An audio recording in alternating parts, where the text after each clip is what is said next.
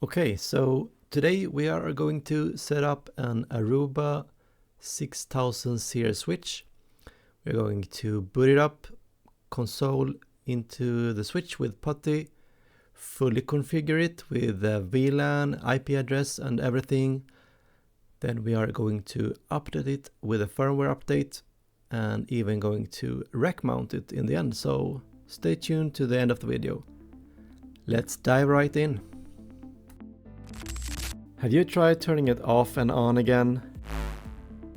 Okay, so the switch is unboxed and this is what's in the box. 2 SFP ports, power class 4 PoE, so it can connect and drive cams, APs, etc. And yeah, we are going to console into the switch later on.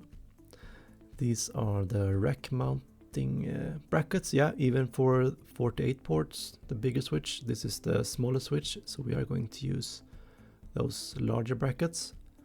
Some rubber feet if you are going to have it standing on your desk. These screws are for the rack brackets, and of course a power cord. This switch you can also mount it on the wall. There are some cutouts underneath in the metal, and if you do that, you mount it with the ports downwards usually, so you don't get a lot of dust in it. Yeah, if you have a rack, of course, it's better. And to connect to this switch, we will use the console port, the USB-C one. I don't recommend using the aux port, then you will have to have some adapters. The reset button is actually just a soft reset for the switch. It doesn't factory reset the switch. I will use this USB-C cable to connect to the switch, but you can also use an USB-C to USB-A cable. It just depends what ports you actually have on your desktop or laptop computer. So yeah, let's get this USB-C cable in.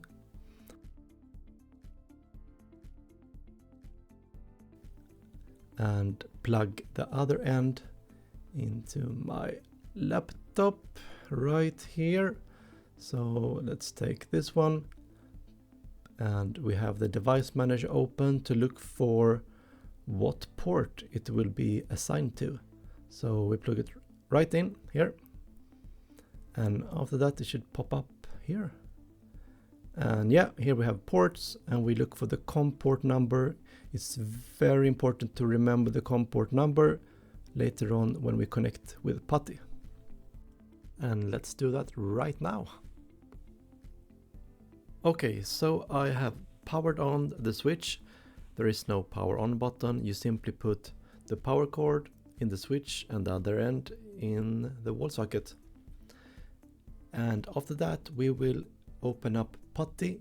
If you don't have Putty, you go to putty.org and download it. It's great for console connections, SSH connections, and we are going to use the serial connection. And here we put the same COM port as we found in the device manager. For me this time I think it's COM port 5. I'm gonna double check device manager. And here we can see the ports, and serial USB for me is COM5. Previously when I connected the switch it was COM3, but that can change depending if you plug in more ports into your computer, but look for the serial USB connection. So COM5, and the speed for the switches are set to 115,200, so we type it in here, serial, and after that it's just open. So when you plug in the switch and power it on, it usually takes about a minute or two. After that we're good to go. And now we can see the login screen. The default login is admin and the password is blank, so you just hit enter right here. It's gonna take a while. It's not the fastest OS, it's Linux based. But here we can see, please configure the admin user account password. So type your new password you want for this admin account. And type it again. And the admin password is now set. So next we are going to check what config is actually on this switch from factory default. And this is a fully factory default switch. I haven't done anything with this switch. It's the first time it's booting up. To do that we go show run, and you can press tab like any other OS to complete the command. And now we can see the config. So here we can see the version and the firmware version of the switch. And we can see that NTP is enabled, so it will get the right time.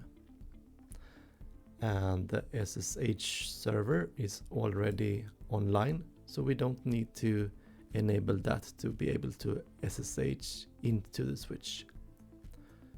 Like most other switches, it has already a VLAN, and that is VLAN 1. Spanning tree is online, and here we can see each interface is by stack, the module, and the last number is what port it's actually showing. So here is port 1, port 2, port 3, etc. on the switch. And VLAN access 1 means that these ports are all configured as access ports to VLAN 1. We can go to the next page by hitting space, and the list goes on. As a default switch, all the ports are access ports for VLAN 1.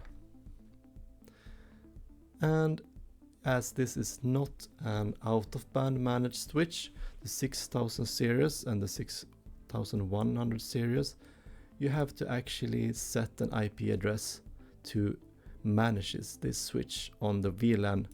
You have your switches, or if you have just one VLAN for your whole equipment, this would be VLAN 1 in this case. And now it's configured to DHCP, so that we are going to change also. We can press space again, and here we can see that the HTTPS server is actually also online. So when we have configured this switch with VLAN and IP address, we are going to go into the web GUI and update the firmware. Okay, so now let's go into the configuring state of the switch. We press con, tab, and enter. Here we are going to firstly set an host name for the switch. And this is just an example, but it could be SW for switch, and maybe the number. This is for a big company, this switch, so this is switch number 22. We can say maybe where it's bit located, and floor 3, HR, why not? Press enter a bit, and we can see that the host name has actually changed. And this is for the running config. We have actually not saved anything yet. So if the switch would reboot now or power off, it would still just be 6000, not the name we have set. Next, we are going to create some VLANs. We can do VLAN 10. And this VLAN we are going to name VLAN 10 Wi-Fi. So this VLAN will be for our Wi-Fi access points. The customer also wants a VLAN for its printers. So we go with VLAN 20, for example. It could be 11, doesn't matter that much, as long as you document it well. And the name will be 20, and yeah, let's say print. The name doesn't matter that much. It's just for your own documentation. And this customer has the switches on VLAN 29. And the name of this VLAN is 29 and switch. To be able to manage this VLAN, we need to put an IP address on the switch on this VLAN. So we go exit out of the VLAN configuration. Here we go interface VLAN 29, and this switch will have an IP address on that VLAN. That's actually in this case 10.70.0. And this was switch 22, so we're going with 22, and it's on -24 subnet. Press enter. So now we have an IP address to manage the switch, and we go out of the VLAN configuration. Next, we are going to configure our trunk ports, and in this case this switch has 12 PoE ports, 2 SFP ports, and 2 extra Ethernet ports, usually for trunks or tagged traffic, depending on what you call them. And by that, the interfaces for those trunks are 13 to 16. So we can configure all those 4 ports at the same time, and the command for that is VLAN trunk allow all. This is to allow all VLANs configured on this switch to pass over those trunk ports. We could specify just the 3 VLANs we have configured, but this will allow further configured VLANs to also go with the traffic on these trunks. That is the trunk configured. We also need to specify the default gateway, and here I am going to point to our router, or in actually this case a core switch, with the command IP route, and I want all the traffic to go there, so zeros, and then the destination like this. That is my core switch. After that, we can also set the time zone with the clock command. Clock time zone, and in my case it's Europe, Stockholm. There we go. We can scroll up and see if we have NTP enabled. I can actually not remember, but yeah, we have NTP enabled already, so we don't have to mess with that. And we can scroll back down. We can now go show running config. And here we can see that port 13 to 16 are trunk ports, and interface 29, VLAN 29 have this IP address, and the IP route for all traffic is going to this core switch. Next, we can configure port 1 to 6 for the Wi-Fi access points, and port 7 to 12 for printers. So we go with interface 1-1-1 to 1-1-6, and this will be VLAN access 10 for the Wi-Fi. To make it a bit easier, go with an up arrow twice and change the number to 1.1.7, 1.1.12. We jump to those interfaces, and if we go 20, this will be for the printer. We exit out from the interface configuration. We do sh run to do show running config. And now we can see that the VLANs are there. Port 1 to 6 are for Wi-Fi. Port 7 to 12 are for printers. And port 13 to 16 are the trunk ports. Port 13 on this switch is configured to be a trunk port, and that is now connected to my core switch. So if I do a show interface brief, we can see that port 13 is up with a gigabit link. The rest is down. And to test connectivity, we can try to ping the default gateway, which is the core switch. And we can see that we have connectivity, so that's really good. That's it for the base config of the switch. Now it's time to go into the web GUI to update the firmware. And last but not least, don't forget to save by doing command write memory.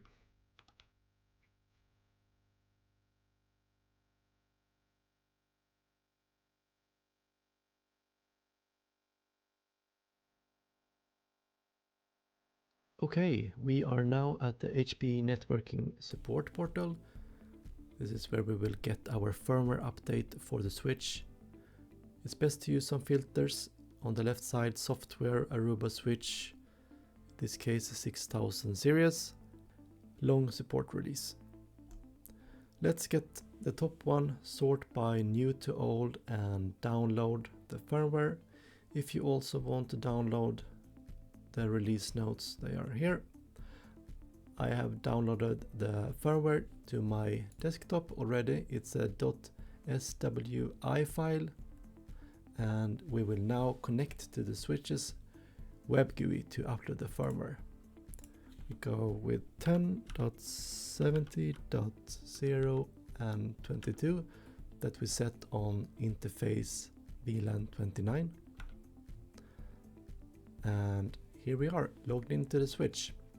To update the firmware, we can go to the firmware tile and press firmware.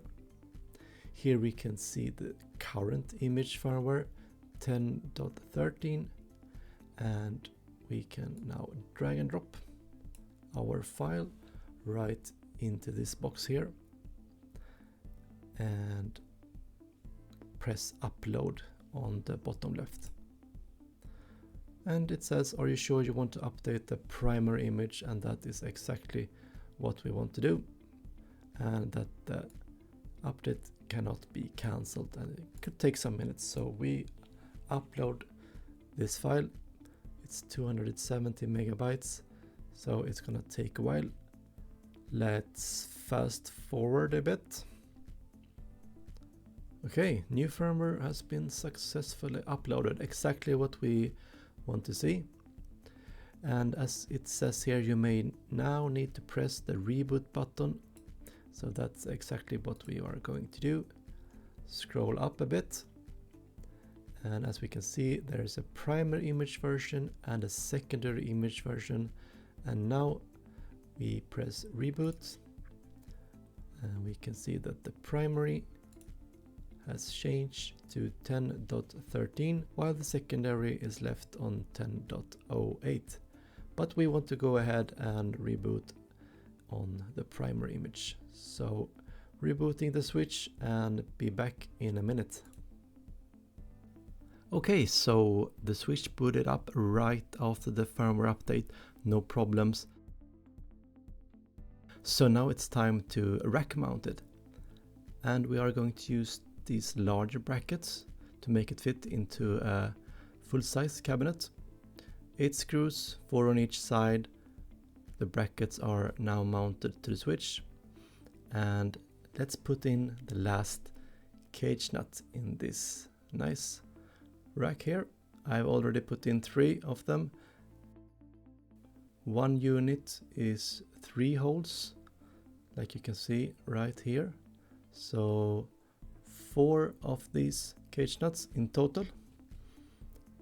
And it's a bit hard to put in the last one with the camera in one hand, but let's see, I think I got it in the end. So don't hurt your fingers or break any nails here.